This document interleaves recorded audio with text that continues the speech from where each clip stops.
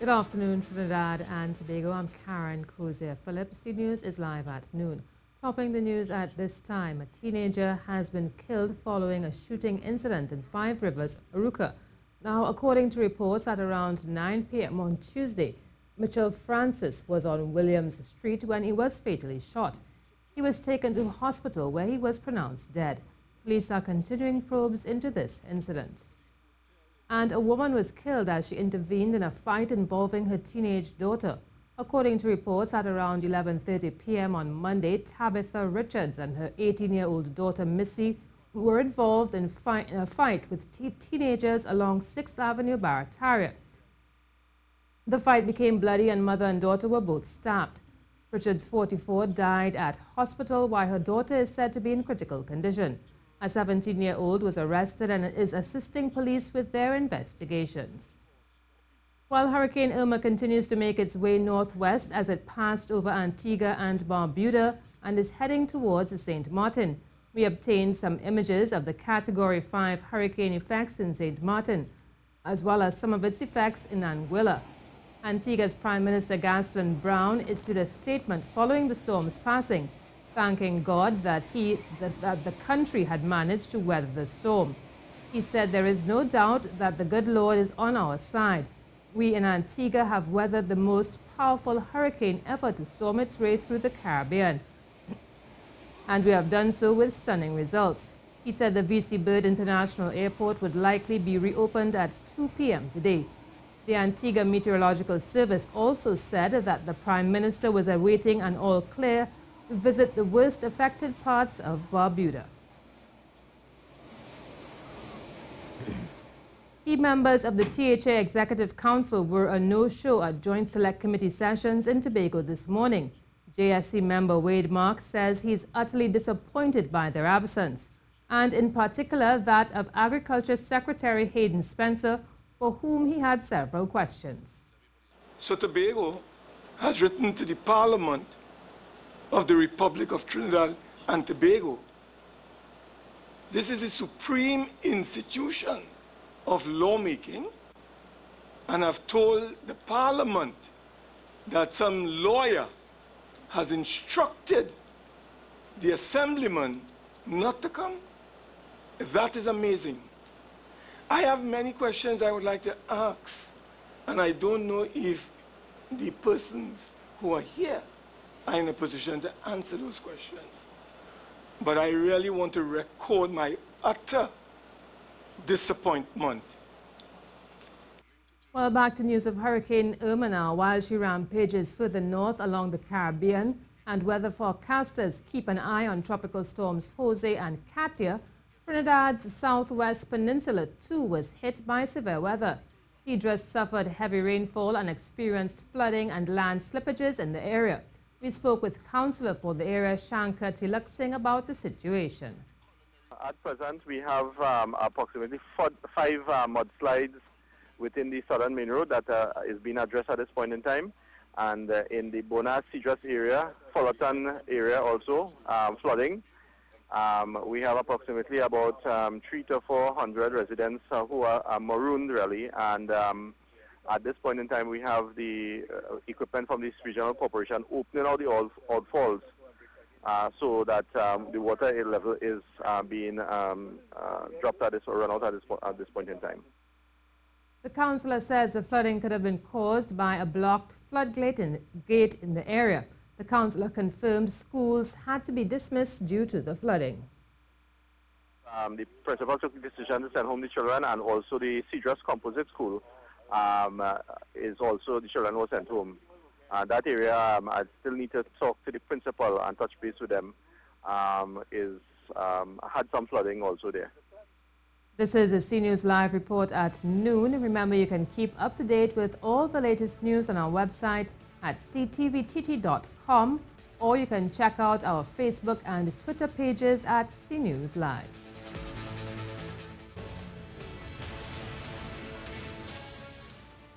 Vice President of Canadian-based ferry service provider Bridgemans Services Group, LP, Andrew Purdy, says he will sit before the Joint Select Committee all week to bring an end to the barrage of questions surrounding his company and the lease of the Cabo Star and Ocean Flower 2 vessels.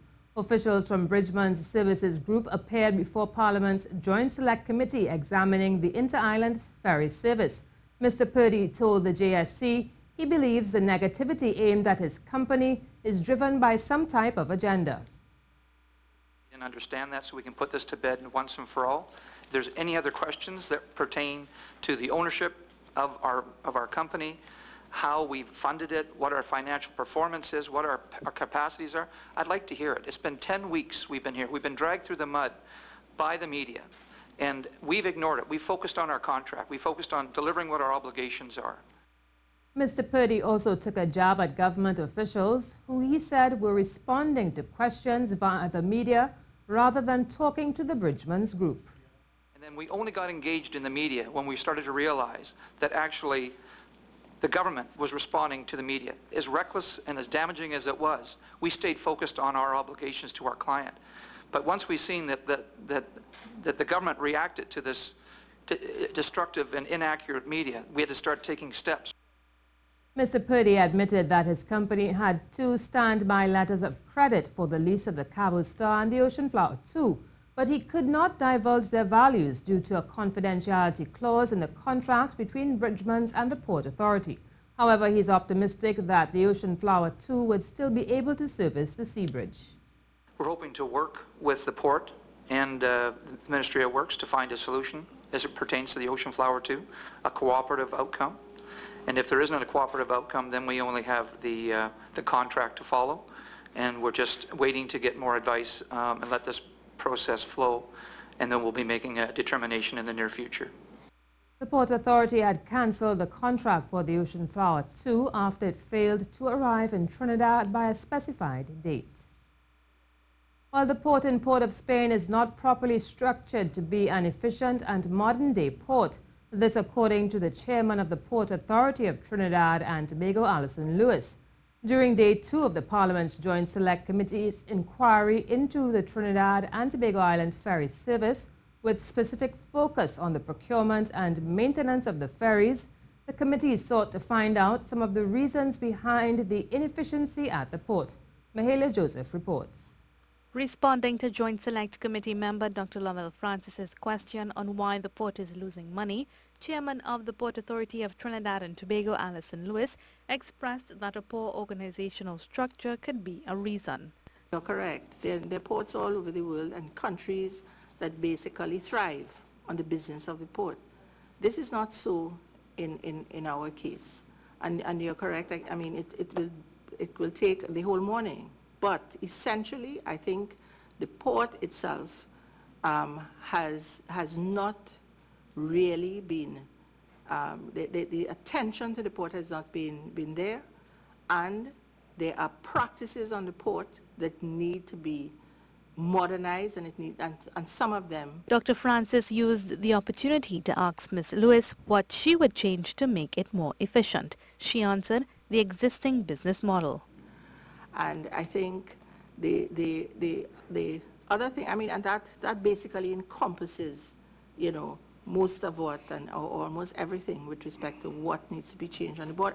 And I think that maybe the governing legislation of the port needs to be looked at again to basically bring it into modern practice at this time.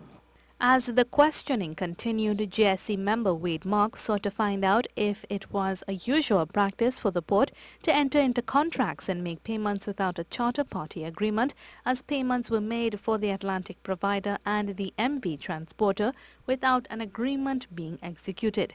He also asked if it was a breach of standard payment protocols in the public sector. There was a letter of engagement that was executed between the ministry and the providers. The Port Authority does not enter into agreements for the contracts, you know, contracting of vessels for the inter-island service. Ms. Lewis said the shipping service in TNT is a government entity and the port acts as an agent as directed by the owner. Now for the weather. For the period today until midnight, Trinidad, Tobago and the southern windwards will see cloudy periods with intermittent periods of light to moderate showers in varying localities. Showers can become heavy and thundery in confined areas. Tonight will be mostly settled. Gusty winds, street flash flooding is likely in vicinity of heavy showers, thunder showers. These are expected to be normal but moderate to rough in the leewards. Waves up to 2.0 meters, but 2.5 to 3 meters in open waters, less than 1 meter in sheltered areas. Workers at Flavorite are afraid for the loss of their jobs. Second Vice President for the OWTU, Sati Gajuda Innes, says they are not getting straight answers from the company with regards to pay for workers.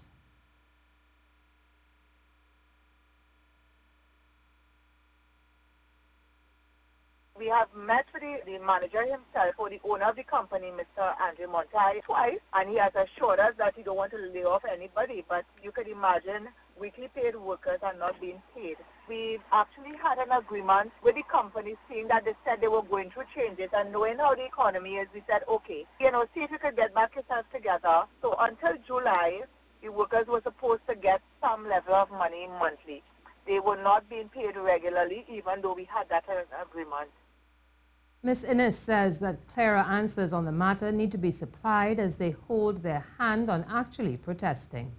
We don't know exactly what is happening. The company basically, from inside I'm hearing that the company barely has money to purchase raw material. So we requested a meeting with Mr. Montai and the people who could maybe answer us. But it's really in a bad case because the workers are not. We had people 5-6 weeks without getting any money and any information as to when they will be paid.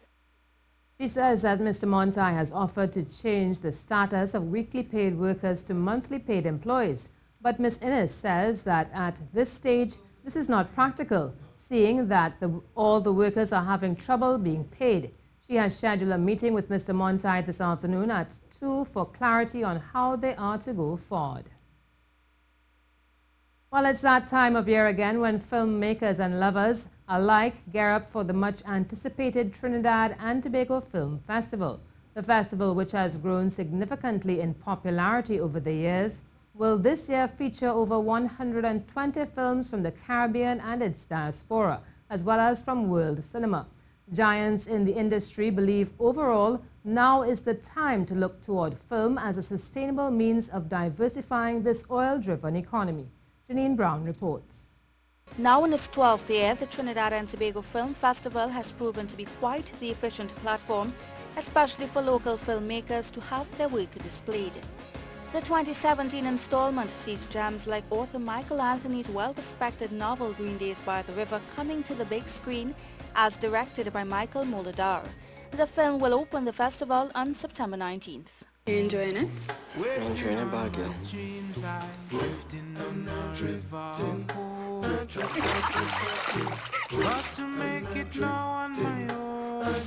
She's some son. The film festival has been well endorsed by the Ministry of Community Development, Culture and the Arts. As Ministry Representative Patricia Henderson Brown says, the festival being held in the month of patriotism is quite fitting. And in the face of a downturn in the energy sector, it's being said expanding the film industry can prove to be a lucrative sector for government to tap into, with actual funding of films being the immediate need.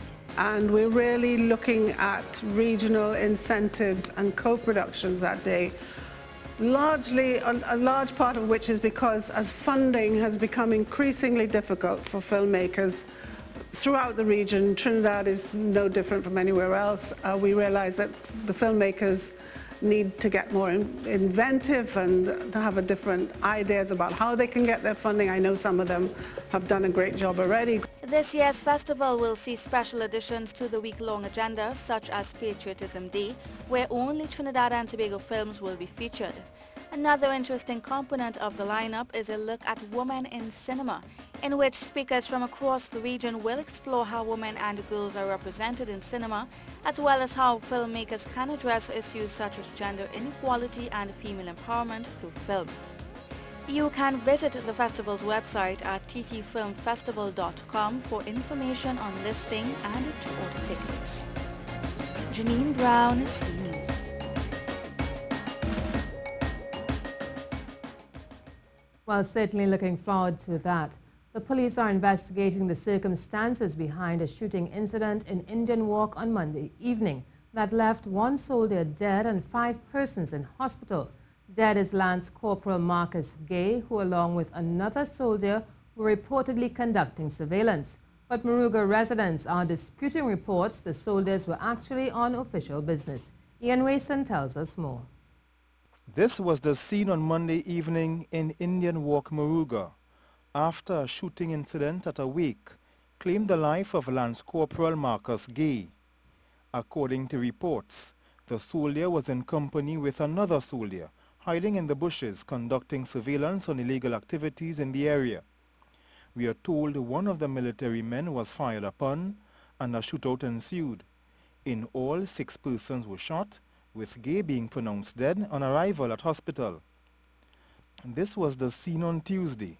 Police returned to the scene to conduct investigations. 2 of the wounded, brothers Vincent and Victor Brown, whose support suggests were the subject of the surveillance, are said to be known to the police. Another brother disputes these reports. No, they get fired first and they shoot down the first person. When they shoot the first bullet, now they run.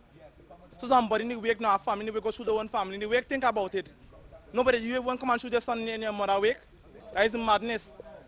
Them come and start to shoot out the place first, and the people around me know who do the shooting. Honest to God, do not know who do the shooting. Police were also looking for a firearm that was in the care of the soldiers, which have said to have been lost during the incident. Some confusion exists over the incident, as one resident believes the soldiers were acting on their own accord outside of the remit of the defense force.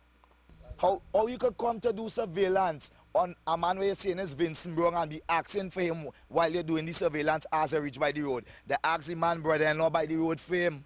So how that could be surveillance? If you come to do surveillance, you're not going to announce yourself.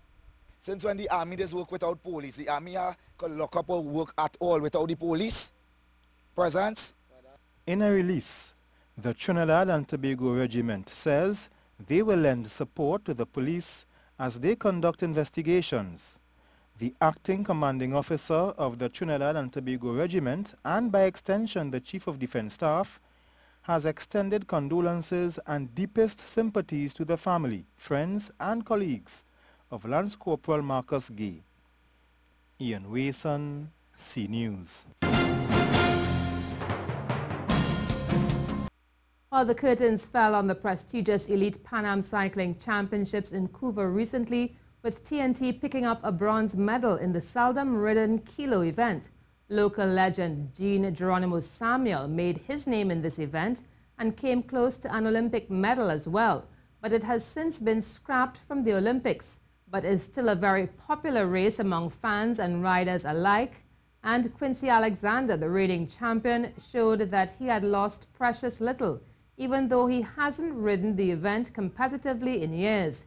He picked up the bronze medal for his efforts, which went down quite well with the home fans. In the men's Madison, the action was in full swing, as is customary in the 2-rider per team event. The riders take turns at working as they make their way around the track, using the teammate to sling the other rider into action as the pace quickens. Now it calls for precision and a lot of peripheral vision, as you are not just looking for your teammate, but you also have to time the other riders and gauge their positions on the track to know when to get your teammate into action. And in the end, it was the United States who would win one of the closing events of the 5-day event, getting the better of the opposing riders to finish with 35 points and the title of Elite Pan Am Madison champions. Argentina was second on 27 points, one ahead of third-placed Colombia on 26.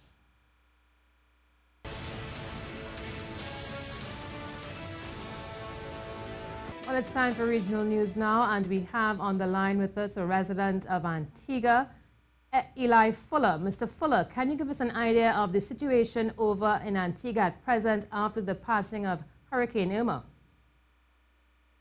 Yeah, we were very lucky.